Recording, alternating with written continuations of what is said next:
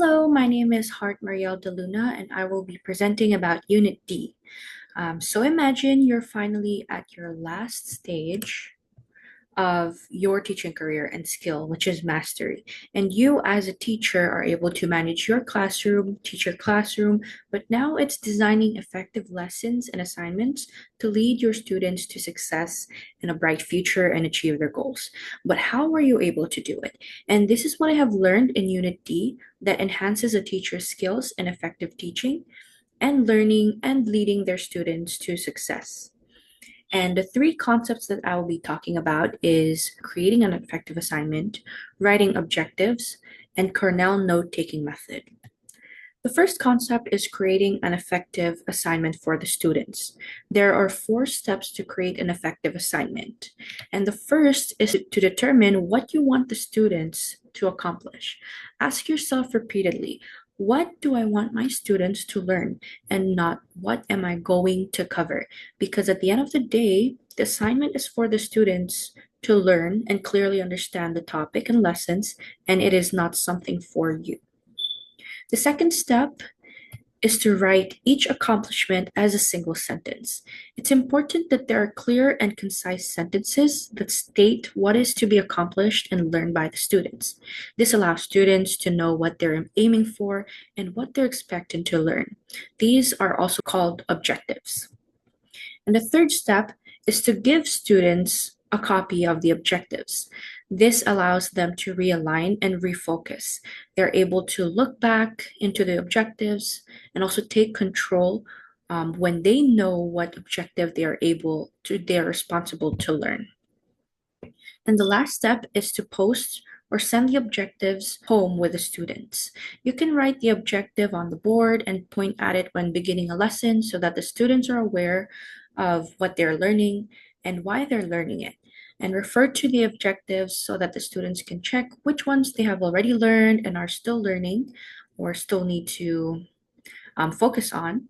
And then close the lesson with the objective to assist the students in focusing on their learning.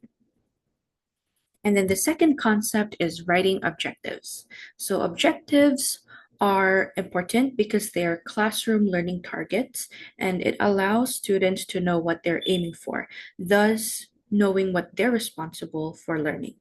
The students must be given a set of objectives at the beginning of their assignments to let them know what they're responsible for accomplishing.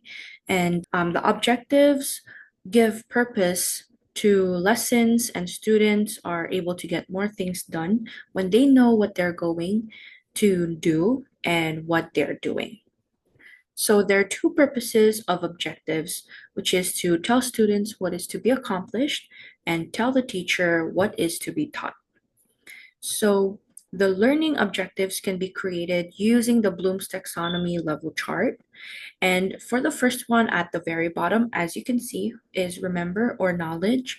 And this tells you that a student can recall or recognize information, concepts, and ideas.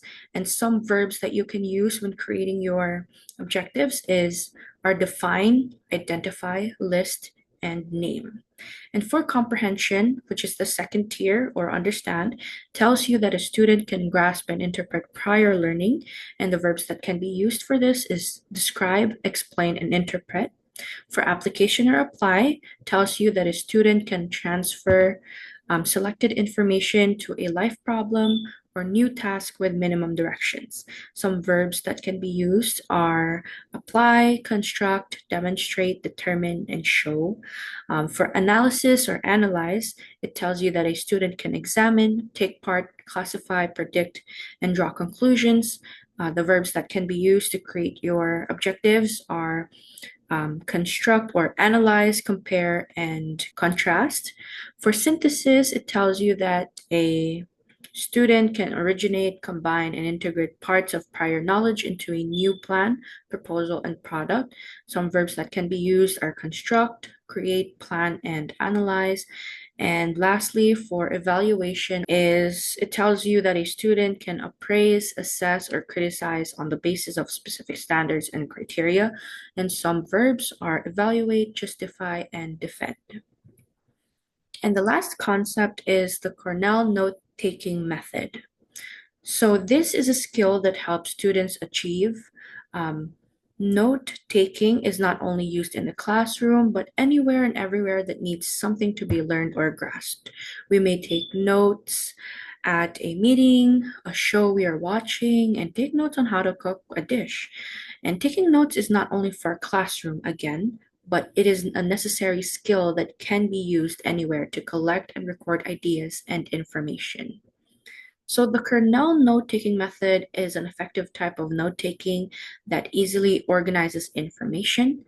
As you can see here in the photo, the record area, which is the right column, it is where notes are written. It is highly suggested to use abbreviations and written in phrases, and also to leave spaces between thoughts.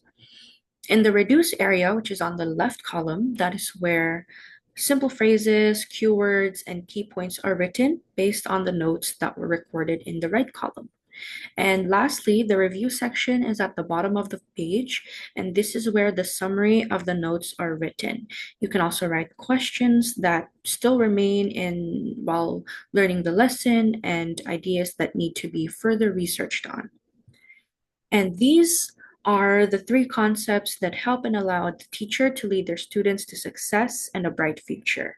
This is also something that students can carry and take with them as they excel and grow to be better learners. That is all, and thank you for listening.